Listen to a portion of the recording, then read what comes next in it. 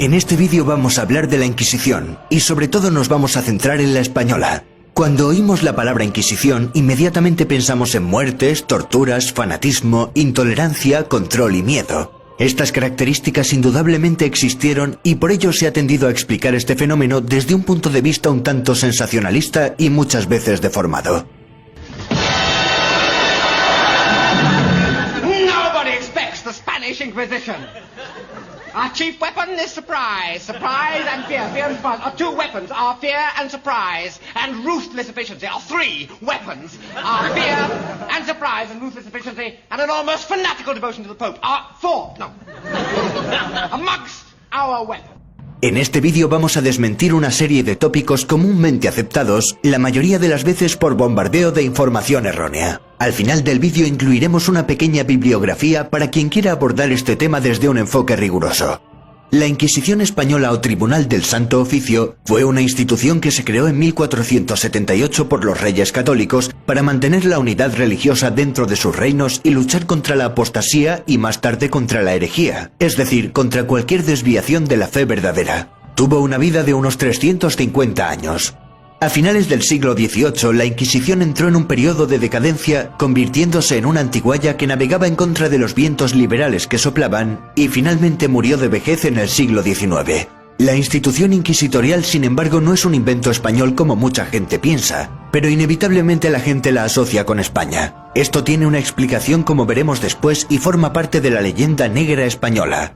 La Inquisición nace en Francia. El catarismo es la doctrina de los cátaros, o albigenses, llamados así por la ciudad de Albi, un movimiento religioso de carácter gnóstico que se extendió por Europa occidental a mediados del siglo X y logró arraigar hacia el siglo XII. Tenía influencias del maniqueísmo con sus dos fuerzas opuestas, el bien y el mal, representadas por la dualidad Jesús-Satanás. La Iglesia Católica consideró la doctrina de los cátaros como herética. Nace así la Inquisición medieval establecida en 1184 mediante bula papal, como un instrumento para acabar con la herejía cátara. Frente a la creciente influencia y extensión de los cátaros, la Iglesia terminó por invocar el apoyo de la Corona de Francia para lograr su erradicación violenta a partir de 1209 mediante la Cruzada Albigense. La Inquisición fracasó porque no dependía de una autoridad central, sino que era administrada por los obispos locales. Por ello, el Papa Gregorio IX creó en 1231 la Inquisición Pontificia o Inquisición Papal, dirigida por él mismo confiando la empresa a la Orden Mendicante de los Dominicos, fundada por Santo Domingo de Guzmán. La Inquisición Pontificia funcionó sobre todo en el sur de Francia y en el norte de Italia. En España existió en la Corona de Aragón, pero no en la de Castilla. ¿Cómo nació la Inquisición española? Remontémonos siglos atrás antes de que los reyes católicos creasen el Tribunal del Santo Oficio. Durante siglos en la Edad Media se había producido en los reinos de la península ibérica una convivencia relativamente pacífica, aunque no exenta de incidentes, entre cristianos, musulmanes y judíos. Los judíos eran un grupo minoritario. A finales del siglo XIV hubo en algunos lugares de España una ola de violencia antijudía debido a las envidias que despertaban. Los judíos sirvieron como chivo expiatorio para canalizar el descontento de una sociedad que pasaba hambre y veía con celo cómo la clase judía prosperaba, entre otras cosas con el comercio y los préstamos con interés. Fueron especialmente cruentas las matanzas del año 1391 en ciudades como Sevilla, Valencia, Barcelona o Córdoba. Por ello, durante el siglo XV se va a producir una conversión forzosa de estos al cristianismo para escapar de la muerte. Los cristianos viejos, los de toda la vida, sospecharon que muchas de estas conversiones no eran sinceras. Para descubrir y acabar con los falsos conversos, los reyes católicos decidieron que se introdujera la Inquisición en Castilla y el Papa dio su consentimiento en 1478 mediante la promulgación de una bula. Años más tarde la institución también se estableció en la Corona de Aragón. El primer auto de fe se celebró en Sevilla en 1481, donde fueron quemadas 6 personas en la hoguera. La máquina inquisitorial se puso a rodar con fuerza. Entre las víctimas del primer año estaba Diego Susón, un judeo converso que amasaba una gran fortuna y, según un relato, planeaba una sublevación contra el Santo Oficio. Naturalmente, la fortuna de los supuestos judaizantes era confiscada y pasaba a manos de la Iglesia. ¿Qué eran los autos de fe? Un auto de fe era un acto público organizado por la Inquisición. Lo que comenzó como un acto religioso para expiar pecados y repartir justicia sin mucha pompa, acabó siendo un espectáculo popular más o menos parecido a una verbena o a una corrida de toros. Los autos de fe fueron ganando en solemnidad y duración. La gente acudía en tropel a verlos. También acabó acudiendo incluso el mismo rey. Hoy en día la Inquisición está muy mal vista, pero en esa época los autos de fe eran extraordinariamente populares, sobre todo en el siglo XVI. En realidad no se ejecutaba a nadie en el acto en sí, sino que los condenados a muerte que comparecían ataviados con el tradicional San Benito eran entregados al brazo secular encargados de ejecutar la sentencia en un lugar cercano por la tarde o la noche, sin teatralidad ceremonial y sin la presencia de las autoridades. Eran montados sobre asnos y conducidos al fuego. Los que lograban escapar de la hoguera por haber huido o haber muerto durante los interrogatorios eran quemados en efigie, es decir, a través de un muñeco del tamaño de un ser humano que los representaba. Conforme iban aumentando el número de inquisidores, se hizo necesaria la designación de un inquisidor general para la corona de Castilla y Aragón que coordinase la actuación del organismo. En 1483 se nombró para este cargo al dominico Fray Tomás de Torquemada. Con la creación de este puesto se centralizaba la dirección del Santo Oficio en una persona. El nombramiento correspondía al Papa, aunque eran los reyes en la práctica quienes proponían el nombre. El problema de los judíos no se arregló con la Inquisición, sino más bien se agravó.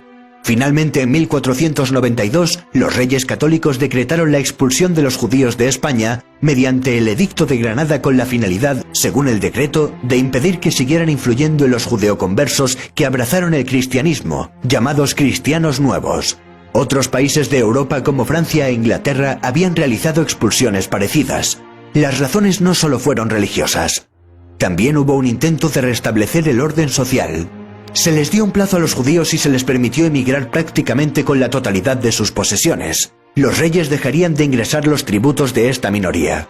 Aunque la pérdida más dramática fue el capital humano, a los judíos también se les permitió convertirse a la fe católica si no querían abandonar. Más o menos la mitad abandonaron. Unos 50.000 judíos según las fuentes más fiables. A los judeoconversos se les llamó marranos. Muchos de ellos seguían practicando su religión de manera clandestina. En los primeros años de vida del Santo Oficio, los inquisidores no prestaron atención a la herejía en general. Se interesaron especialmente en vigilar a los judeoconversos. Los musulmanes seguían gozando plenamente de libertad religiosa, pero por poco tiempo. Cuando los inquisidores llegaban a una ciudad, leían el Edicto de Fe, que era una larguísima relación de todas las creencias y conductas heréticas. A continuación se invitaba a los que habían cometido herejía a que se autodenunciasen o denunciasen a otros. Hasta el año 1500 hubo un periodo de gracia, un plazo de entre 30 o 40 días, durante el cual el hereje no sería castigado con penas severas. Con un pago en metálico bastaba. Miles de conversos se presentaron voluntariamente ante los inquisidores. Algunos ni siquiera practicaban su religión en secreto. El miedo les podía. Más tarde se iniciaría una dura persecución de los conversos que no se habían acogido a los periodos de gracia, iniciándose un auténtico terror colectivo. La mayor actividad del Santo Oficio se concentró en los primeros años, donde se realizaron auténticas tropelías sin pruebas convincentes, con testimonios muchas veces inconsistentes basados en rumores.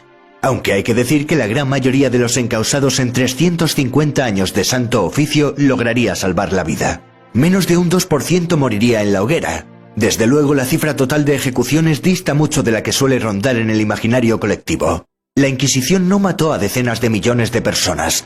Ni siquiera a millones. Esto lo sabemos bien, pues la Inquisición española tuvo un aparato burocrático enorme y se han conservado una enorme cantidad de documentos sobre los procesos que ha permitido a los historiadores investigar minuciosamente el tema. En 1517 la Iglesia se dividió en dos por la Reforma Protestante. Carlos I de España acabaría sucediendo a los reyes católicos y acabaría heredando los títulos de su padre Felipe el Hermoso, casado con Juana la Loca, convirtiéndose en emperador y en el hombre más poderoso del planeta.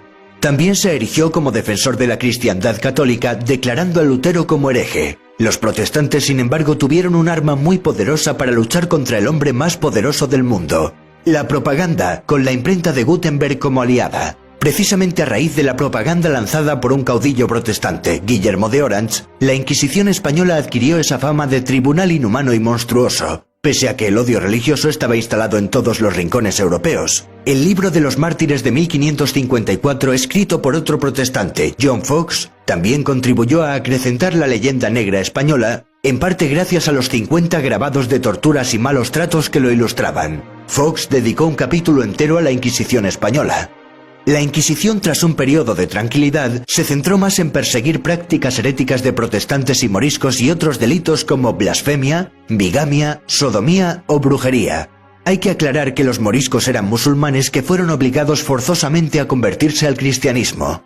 La Inquisición española, desde luego, vista siglos después, nos parece una barbaridad, por supuesto, esto es innegable. Pero ha llegado el momento de comparar algunos datos y de desmentir algunos tópicos. Los tribunales inquisitoriales, como hemos visto, eran mucho menos garantistas que los tribunales de hoy en día. Era el reo el que tenía que confesar un supuesto delito chivado por otra persona, un delito secreto que no se le comunicaba al detenido. Sin embargo, eran más garantistas que cualquier otro tribunal de su tiempo. El reo tenía muchas más garantías procesales que en los tribunales civiles ordinarios. Aunque no lo parezca, esto fue un enorme avance para la época. Además, en las cárceles inquisitoriales se daba mejor trato que en las cárceles seculares ordinarias. Muchos de los detenidos en las cárceles civiles blasfemaban para que les juzgase el Tribunal del Santo Oficio, para pasar así a sus cárceles más decorosas y humanas que las otras. La Inquisición, por supuesto, pasó a América en los territorios españoles, pero sus acciones no se dirigieron contra los indígenas, sino contra el mismo perfil de gente que las sufría en Europa: conversos, protestantes, blasfemos, etc. La Inquisición española recurría a la tortura en muy pocas ocasiones, a menudo junto a un médico y siempre bajo la supervisión de un inquisidor que tenía orden de evitar daños permanentes. Esto contrasta con las brutales torturas aplicadas por las autoridades civiles por toda Europa. El desarrollo de la tortura era registrado escrupulosamente por los secretarios. Las confesiones obtenidas durante el tormento no eran válidas por sí mismas y debían ser ratificadas en las siguientes 24 horas. Además, el Santo Oficio tenía un manual de procedimiento que prohibía muchas formas de tortura usadas en otros sitios de Europa. De hecho, muchas de las sádicas torturas que se han atribuido a la Inquisición española simplemente no son ciertas. Las torturas encaminadas a arrancar una confesión, también comunes en tribunales civiles que se aplicaban en la mayoría de los casos, fueron las siguientes. 1. El potro. Se tumbaba al reo en una tabla con correas que se iban apretando. 2. La toca. Se introducía un paño empapado en la boca y se tapaba la nariz para crear una sensación de asfixia. Y 3. La garrucha. Se colgaba al reo de las muñecas con las manos atadas a la espalda. El estudioso Henry Kamen afirma que en Europa entre los siglos XV y XVIII, por cada 100 penas de muerte dictadas por tribunales ordinarios, la Inquisición emitió una.